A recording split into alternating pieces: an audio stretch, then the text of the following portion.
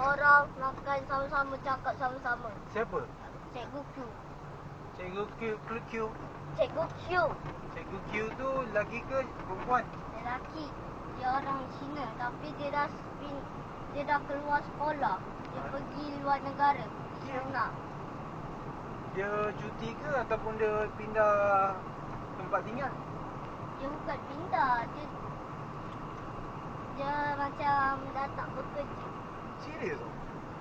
Tapi selama ni tak tahu pula dia dah tak bekerja. Lepas tu, dia selalu layan ada macam mana? Dia macam bodoh dengan kita orang lah. Sebab selalu dia ambil makanan kita orang main-main makan. Lepas tu, dia kata, makan lah, kongsi lah. Lepas tu? Lepas tu kita orang makan sama-sama, cakap sama-sama. Dia cakap guna bahasa Melayu ke bahasa Cina? Melayu. Dia orang Cina sebab Dia muda lagi ke dah tua kan? muda lagi. Baru 20 berapa. Oh ya ke? Sayangnya dia cikgu, lepas tu dia dah tak kerja lagi. Dia tak jadi cikgu lagi, dia pergi luar negara. Terus pindah lah tu. Pindah kat negara China. Dia dah tak bekerja. Dia layan adam baik lah. Tak dah ada hantu lagi mula-mula. Oh, sejak darjah 1 dia layan adam dengan baik lah. Ada masa dia garang. Sebab dia penolong ketua besar. Guru besar. Ketua besar.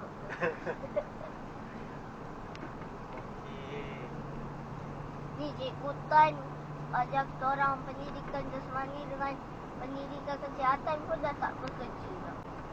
So siapa yang ajar korang sekarang? Tak tahu. Serius lah tak tahu. Cikgu tak Ada cakap. ke cikgu Cina yang perempuan yang garang ataupun yang baik dengan korang? Guru besar dia garang. Dia garang. So cikgu garang. Tak ada yang macam suka bergurau ke, suka kacau-kacau ke? Tak ada. Semua Salah garang? sikit kena bantai tau. Serius lah? Cikgu cakap sekali mesti dengar. Kalau tak kena bantai kat bontot belakang tau.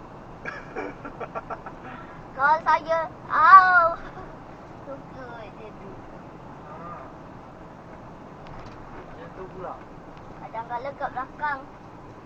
Lepas tu cikgu Dia rotan pendidikan guna hanger ke guna rotan buluh tu? Pembaris keras tu. Yang pembaris kayu tu? Ha. Oh, pembaris tak sakit. Lepas tu cikgu saya bawa rotan yang bulu tu kan. Ha. Lepas tu pendidikan seni lah. Kena bantai dua-dua tangan tu. Merah tu. Serius? Sampai kalau saya meleleh lah. Air mata? Ada yang pernah kena rotan? Tak. Serius lah? Maknanya ada dalam kelas ada budak baik lah. Tak kata baik. Ada orang lebih baik daripada saya. Alhamdulillah. Pandai ibu fikir. Saya baik tapi ada orang yang lebih baik. Okey, faham. Tapi sepanjang persekolahan ni memang cikgu tak pernah rotan adan lah. Tak. Bagusnya. Pandainya jaga kelakuan.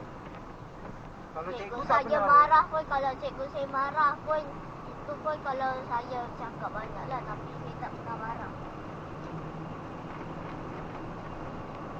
Kalau cikgu marah pun dia saya- cakap mulut je lah. Ha. Dia marah macam mana? Cara dia marah adan tu? Dia marah macam sosial lah. Ibu yang cangkul lah. Macam tu je. Ha. Dia tak sebut nama. Dia tak sebut nama. Kalau dia sebut nama tu, dia betul-betul garang. Dia betul-betul marah Dia nak lah. bantai murid tau. Ah. Contohnya, Zarif, dia suka cakap dengan Zarif. Dia cakap, Salik, kan cemen. Botan. Kelakar. 2 kali cikgu cakap tak nak dengar, kena bantai. Kena bantai belakang dengan botan tau. Ya. Sakit tau.